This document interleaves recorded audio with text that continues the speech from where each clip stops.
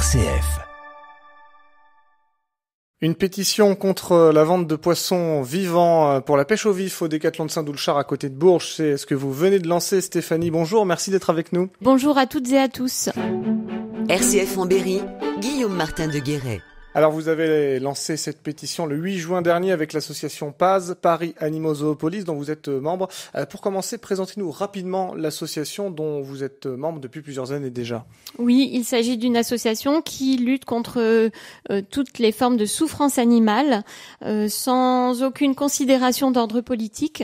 Disons que l'angle d'attaque est politique, on vise à faire bouger la législation, mais disons que l'association s'emploie à travailler avec toutes les mairies, toutes les collectivités qui souhaitent s'engager en faveur des animaux sans considération politique. Alors expliquons pour les auditeurs qui ne connaissent pas la pêche ce qu'est la pêche au vif. La pêche au vif est une pratique très cruelle qui consiste à se munir d'un poisson en guise d'appât. Un poisson vivant. Un poisson vivant, bien sûr, qui se retrouve embroché.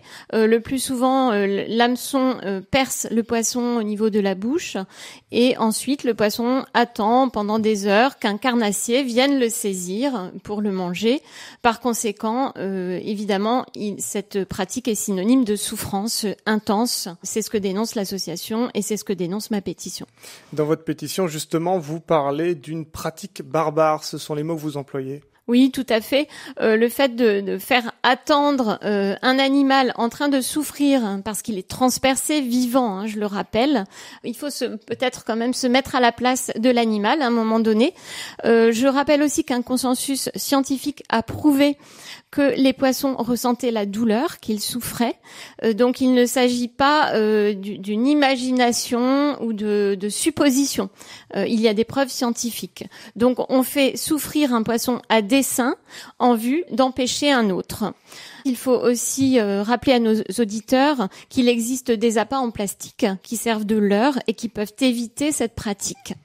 C'est pourtant une pratique qui est toujours légale en France aujourd'hui. Oui, la pratique est toujours légale en France. En revanche, elle a été interdite en Allemagne, en Suisse, en Écosse.